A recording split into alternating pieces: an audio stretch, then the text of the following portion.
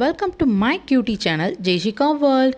நம்ம சேனலை ஃபஸ்ட்டு பார்க்குறதா இருந்தால் மறக்காமல் சப்ஸ்கிரைப் பண்ணி பக்கத்தில் இருக்க பெல் ஐக்கானையும் கிளிக் பண்ணிக்கோங்க. அப்போ தான் நான் போடுற வீடியோஸ் எல்லாம் உங்களுக்கு நோட்டிஃபிகேஷனில் வரும். நம்ம சேனல் ரொம்ப பிடிச்சிருந்தா லைக் பண்ணுங்கள், ஷேர் பண்ணுங்கள், கமெண்ட்டும் பண்ணுங்கள். ஹலோ ஃப்ரெண்ட்ஸ், இன்றைக்கி நம்ம சைல்டு ஹெல்த் ரிலேட்டடாக ஒரு வீடியோ தான் பார்க்க போகிறோம். இந்த டாபிக் பற்றி நிறைய பேரண்ட்ஸ்க்கு நிறைய டவுட்ஸ் இருக்கும். ஸோ அதை பற்றி டிஸ்கஸ் பண்ண தான் இந்த வீடியோ. நம்ம பார்க்க போகிற வீடியோ டாபிக் என்னென்னா டீத் கிரைண்டிங் இன் சில்ட்ரன், அதாவது குழந்தைங்க தூக்கத்தில் பல் கடிக்கிறத பற்றி தான் இந்த வீடியோவில் பார்க்க போகிறோம். ஃபஸ்ட்டு, நிறைய குழந்தைங்க தூக்கத்தில் பல் நரன்னு கடிப்பாங்க. அது எதுக்காக கடிக்கிறாங்க அப்படின்னு பார்க்கலாம். தென் இதுக்கு பேரண்ட்ஸாக என்ன பண்ணணும்னு பார்க்கலாம். தென் தேர்ட் பார்த்தீங்கன்னா எந்த ஏஜ் வரைக்கும் இந்த பழக்கம் கண்டினியூ ஆகும், இதெல்லாம் இந்த வீடியோவில் உங்ககிட்ட ஷேர் பண்ண போகிறேன். ஸோ வீடியோவை ஸ்கிப் பண்ணாமல் பாருங்கள். குழந்தைங்களில் 2 இயர்ஸ்லேருந்து 5 இயர்ஸ் வரை இருக்கிறவங்களுக்கு நிறைய பேருக்கு இந்த பல்ல கடிக்கிற பழக்கம் இருக்கும். இது காமனான விஷயம்தான். ஃபர்ஸ்ட், இந்த டீத் கிரைண்டிங்கான காரணத்தை பார்க்கலாம்.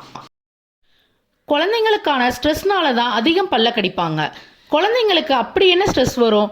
2 இயர் 3 இயர் குழந்தைங்களுக்கு என்ன ஸ்ட்ரெஸ் இருக்கும்னு நினைப்போம். நிறைய ரிசர்ச்சில் சொல்லியிருக்காங்க, குழந்தைங்களுக்கு மன அழுத்தம் ரொம்ப இருக்கும். எதனால இந்த ஸ்ட்ரெஸ் வருதுன்னா, அவங்க பார்க்குற சில விஷயங்கள் வச்சு தான் இந்த ஸ்ட்ரெஸ் ஏற்படும்.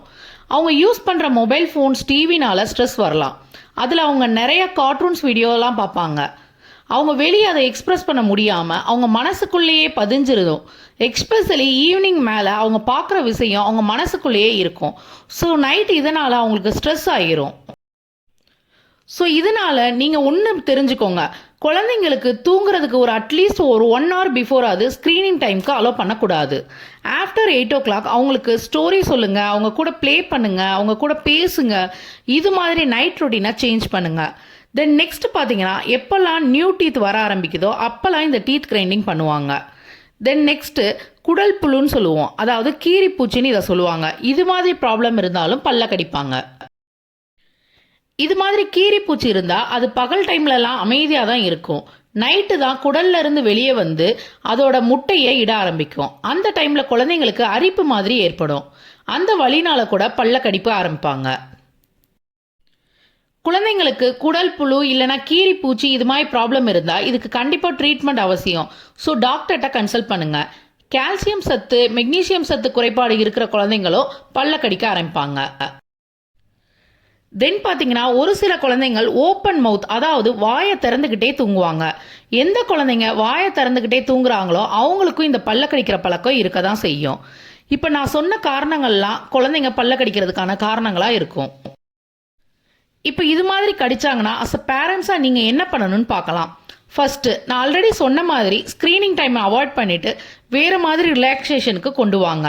ஸ்டோரி சொல்கிற மாதிரி, ப்ளே பண்ணுற மாதிரி அவங்கள வேறு ஏதாவது எங்கேஜாக வச்சுக்கிட்டு அதுக்கப்புறம் நைட்டுக்கு தூங்க வைங்க.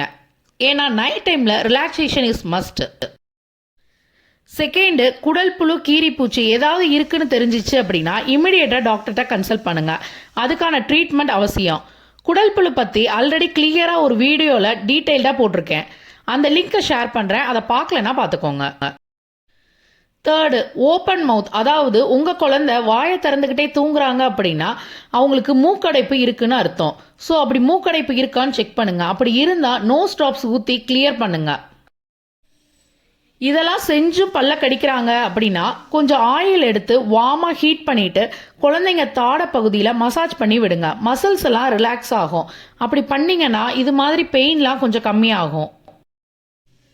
நெக்ஸ்ட்டு, எவ்வளோ ஏஜ் வரைக்கும் இந்த டீத் கிரைண்டிங் இருக்கும் அப்படின்னா மேக்ஸிமம் 4 to 5 இயர்ஸ் வரைக்கும் இது மாதிரி குழந்தைங்க டீத் கிரைண்டிங் இருக்கலாம். தென் அதுவாகவே சரியாயிரும்.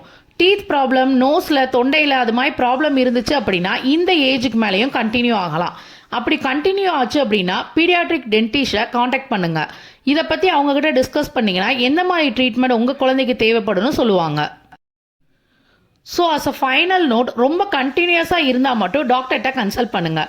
எப்போவாது அப்படின்னா நான் சொன்ன மாதிரி சில விஷயங்கள் செஞ்சீங்கனாலே தானாகவே சரியாயிரும். வேறு எதுவும் டவுட்ஸ் இந்த டாபிக் ரிலேட்டடாக இருந்துச்சு அப்படின்னா கமெண்ட்டில் கேளுங்க, ஆன்சர் பண்ணுறேன். இந்த வீடியோவில் நான் சொன்ன இன்ஃபர்மேஷன் யூஸ்ஃபுல்லாக இருந்துச்சு அப்படின்னா லைக் அண்ட் ஷேர் பண்ணுங்கள். இந்த சேனலை சப்ஸ்கிரைபும் பண்ணிக்கோங்க. தேங்க்ஸ் ஃபார் வாட்சிங்.